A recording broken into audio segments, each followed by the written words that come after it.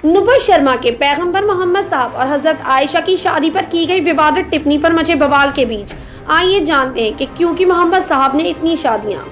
इस्लाम के आखिरी पैगंबर हजरत मोहम्मद सल्लल्लाहु अलैहि वसल्लम और उनकी बीवी हजरत आयशा की शादी की उम्र को लेकर भाजपा के पूर्व प्रवक्ता नुपुर शर्मा और पार्टी के निष्कासित नेता नवीन कुमार जिंदल के आपत्तिजनक बयान को लेकर भारत सहित अरब मुल्कों में आक्रोश है। अरब के कई देशों में इस मामले पर नाराजगी जताते हुए वहां की सरकारों ने भारतीय उच्च अधिकारियों को तलब कर लिया है और वहां भारतीय उत्पादों के बहिष्कार की मुहिम भी चलाई जा रही है। गौरतलब है कि ये विवाद हजरत मोहम्मद सल्लल्लाहु अलैहि वसल्लम और उनकी बीवी हजरत आयशा रज़ियल्लाहु ताला अन्हा की उम्र को लेकर शुरू हुआ, जिसमें शादी के वक्त हजरत आयशा रज़ियल्लाहु ताला अन्हा की उम्र 6 साल बताकर उस पर आपत्तिजनक टिप्पणी की गई थी, जबकि हकीकत यह है कि शादी के वक्त हजरत आयशा की उम्र को लेकर इस्लामी विद्वान भी एक मत नहीं है। सही बुखारी के मुताबिक नबी से निकाह के वक्त हजरत आयशा रज़ियल्लाहु ताला अन्हा की उम्र 6 साल थी और नबी की उम्र 53 साल थी, मगर उनकी रुखसती 9 साल की उम्र में तब हुई जब वे शारीरिक रूप से बालिग हो गई थी और रुखसती का ये पैगाम उनकी माँ ने ही भिजवाया था। दरअसल हुजूर ने अपनी पूरी जिंदगी में पहली बीवी हजरत खदीजा की मौत के बाद 10 और शादियाँ की और इनमें हजरत आयशा रज़ियल्लाहु ताला अन्हा के अलावा बाकी सब विधवा और तलाकशुदा थी और अलग अलग परिस्थितियों के कारण समाज की बहिष्कृत महिलाएं थी। इन शादियों का मकसद समझने के लिए आपको मोहम्मद साहब के वक्त अरब की सामाजिक आर्थिक हालात और कुरीतियों को समझना बेहद जरूरी है। उस वक्त पूरी दुनिया में औरतों पर जुल्म हो रहे थे। भारत में महिलाएं पति की मौत के बाद चिता पर जीवित जलाई जा रही थी। बाल विवाह आम था। 10 साल की लड़की भी अगर विधवा हो जाती थी तो उसे ताउम्र अकेले रहना पड़ता था।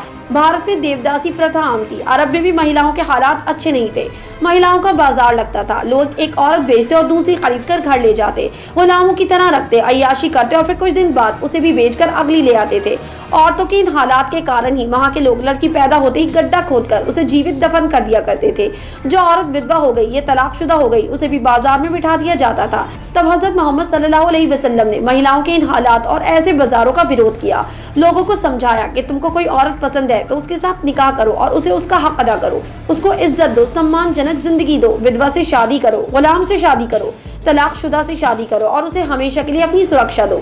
उनकी हर शादी में तत्कालीन समाज के लिए कोई ना कोई संदेश था। एक हदीस के हवाले से भी इस बात का और खुलासा करने की कोशिश करते हैं। उस दौर में अरब में एक मशहूर कबीला था बनु तमीम। वो उस हवाले से भी मशहूर था कि ज़माना जाहिलियत में वो एक वहशियाना और दरिंदगी भरी रस्म को फॉलो करते थे और उसमें वो सबसे आगे थे। और वो रस्म ये थी कि जब उनमें कोई बच्ची पैदा होती थी तो वो गड्ढा खोदकर उस बच्ची को जिंदा जमीन में गाड़ देते थे।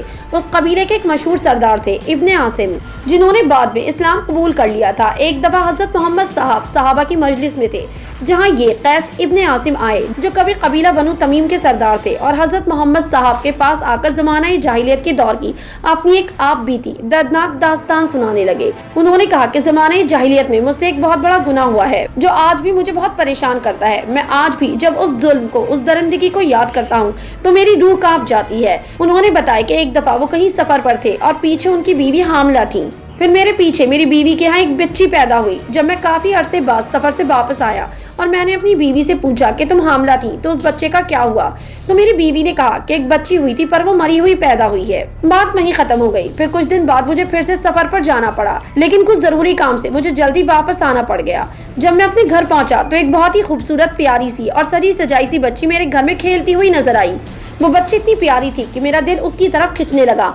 मेरी आंखों में उस बच्ची के लिए एक अजीब सी मोहब्बत थी। मैं उसको बहुत प्यार से निहार रहा था। ये मंजर मेरी बीवी ने भी देखा। जब मैंने अपनी बीवी से उस बच्ची के बारे में पूछा तो उसने बताया कि वो बच्ची मेरी ही है। मेरी बीवी ने मेरी आंखों में उसके लिए वालहाना मोहब्बत और शफकत देख ली थी और जब वो बच्ची पैदा हुई थी तो उसने मेरे डर की वजह से उसको अपनी बहन के पास ये सोचकर भेज दिया था कि जब वो बड़ी हो जाएगी तो वो उसको वापस ले आएगी। लेकिन अब जब उसने देखा कि मेरे दिल में उस बच्ची के लिए मोहब्बत पैदा हो गई है तो उसने मुझे सच्चाई बताई। मैंने भी एक बाप की तरह उस बच्ची को गले लगाया और उसका ध्यान रखने लगा।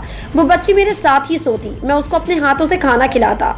ऐसे ही चलता रहा। फिर एक दिन मुझे ख्याल आया कि कल जब ये लड़की बड़ी होगी तो उसकी शादी करनी पड़ेगी, तो कोई मेरा दामाद बनेगा, लोग मेरे ऊपर उंगली उठाएंगे, ये बच्ची तो मेरे लिए आग का सबब और जरिया बनेगी। जिसके बाद मेरे दिल में बात आई कि इस बच्ची को खत्म कर देना चाहिए।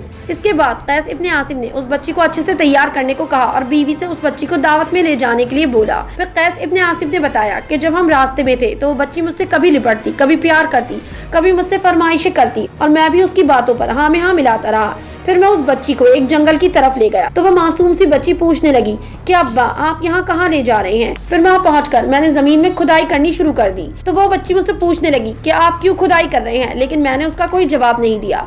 मेरे कपड़ों पर गड़ा खोदते हुए मट्टी लग गई तो वो मासूम बच्ची मेरे पास आकर मेरे कपड़ों से मिट्टी झाड़ने लगी। जब मैं थक कर अपने माथे से पसीना पोंछने लगा तो वो आकर कहती आप थक गए हैं, लेकिन मेरा दिल इतना सख्त हो गया था कि उसकी मासूमियत भी नहीं दिख रही थी। फिर गहरा गड्ढा खोदकर मैंने उस बच्ची को उसमें फेंक दिया। वो बच्ची डर कर पूछने लगी कि मुझे इस कुएं में क्यों गिरा रहे हैं। फिर मैंने उसके चीखने की परवाह ना करते हुए उसके ऊपर मिट्टी डालनी शुरू कर दी और उसको जिंदा दफना दिया। जब कैस इब्ने आसिम ये किस्सा बयान कर रहे थे तो वहाँ मौजूद सहाबा ने देखा कि हजरत मोहम्मद सल्लल्लाहु अलैहि वसल्लम की आंखों से आंसू जारी थे। सहाबा ने कैस इब्ने आसिम को डांटा कि तुमने अल्लाह के रसूल को रुला दिया, जिस पर हजरत मोहम्मद सल्लल्लाहु अलैहि वसल्लम ने कहा कि नहीं, इसको अपने दिल का बोझ हल्का करने दो। ये वो एक किस्सा है जो हदीस में है। ऐसे लाखों किस्से हैं जब उस दौर में अरब में औरतों पर जुल्म होता था, औरतों को अपनी अय्याशी का सामान समझा जाता था। उस दौर में हजरत मोहम्मद साहब ने उस समाज में ठुकराई हुई औरतों से शादी करके उनको इज्जत दी, उनके साथ बराबर का इंसाफ किया, किसी की भी हक तलफी नहीं की। और ऐसे ही उन्होंने हजरत खदीजा से निकाह किया जो उनसे उम्र में कई गुना बड़ी थी और एक विधवा थी। और ऐसे ही हजरत आयशा से भी निकाह किया जो उनसे उम्र में छोटी थी और उनको समाज में इज्जत और मकाम दिया। और अपने फॉलोअर्स के सामने मिसाल पेश करने के लिए हजरत मोहम्मद साहब ने खुद वो काम किए ताकि उनके फॉलोअर्स को वो काम करते हुए शर्म महसूस ना हो या कोई उनसे ये ना कहे कि आपने ये काम खुद तो किया नहीं और हमें मशवरा दे रहे हैं।